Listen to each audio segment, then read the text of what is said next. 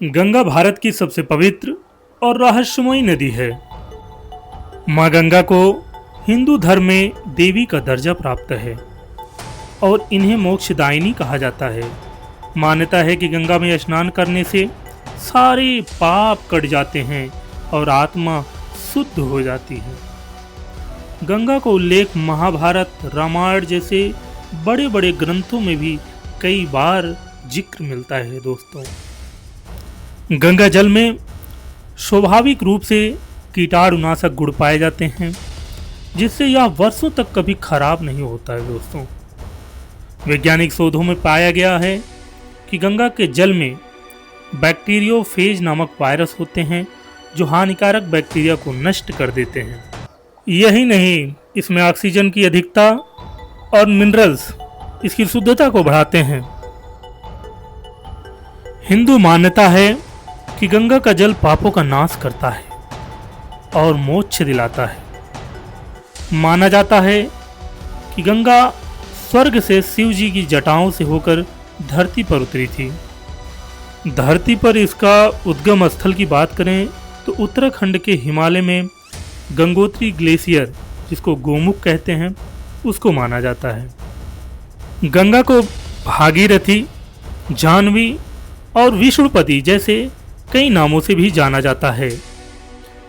गंगा देश की 40% आबादी को जीवन भी देता है। दोस्तों, इसका पानी खेती और सिंचाई में अहम भूमिका निभाता है। गंगा के किनारे हर साल कुंभ मेला, गंगा दशहरा, गंगा सप्तमी जैसे बड़े बड़े पर्व और त्योहार मनाए जाते हैं, जिनमें करोड़ों लोग स्नान करते हैं। प्रयागराज में गंगा नदी का महत्व मुख्य रूप से धार्मिक, सांस्कृतिक, पौराणिक और तांत्रिक आयामों से जुड़ा हुआ है। यहाँ गंगा, यमुना और सरस्वती तीनों नदियों का संगम होता है, जिसे त्रिवेणी संगम कहा जाता है, और यह हिंदू धर्म में सर्वाधिक पवित्र तीर्थ स्थलों में शुमार है। प्रयागराज में गंगा और यमुना के साथ साथ पौराणिक मान्यता के अनुसार सरस्वती नदी गुप्त रूप से भी मिलती हैं, जिससे इस स्थान को विशेष पवित्र स्थान माना जाता है और जिसका नाम है त्रिवेणी संगम। जी हाँ दोस्तों, प्रयागराज ही वह स्थान है जहां महाकुंभ मेला आयोजित होता है, जो दुनिया का सबसे बड़ा सामूहिक धार्मिक कार्यक्रम होता है। हर 12 साल में यह मेला प्रयागराज के संगम घाट पर लगता है, जहां करोड़ों श्रद्धालु गंगा स्नान के लिए पहुंचते हैं। प्रयाग में प्रा का अर्थ है प्रथम, याग का अर्थ है यज्ञ। जहां प्रथम यज्ञ, मान्यता है कि यहीं पर सृष्टिकर्ता ब्रह्मा ने जब सृष्टि का कार्य पूरा हो गया था, तो प्रथम जो यज्ञ था यहीं पर किया था, इसी स्थान पर किया था।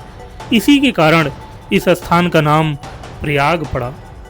जी हाँ दोस्तों, प्रयागराज। कालिदास, तुलसीदास, सूरदास जैसे महाकवियों ने अपने ग्रंथों में प्रयागराज और गंगा की महिमा का गुणगान किया है। यहाँ मौर्य, गुप्त, मुगल और ब्रिटिश काल के अनेक ऐतिहासिक स्मारक भी हैं, जैसे इलाहाबाद का किला, आनंद भवन इत्यादि।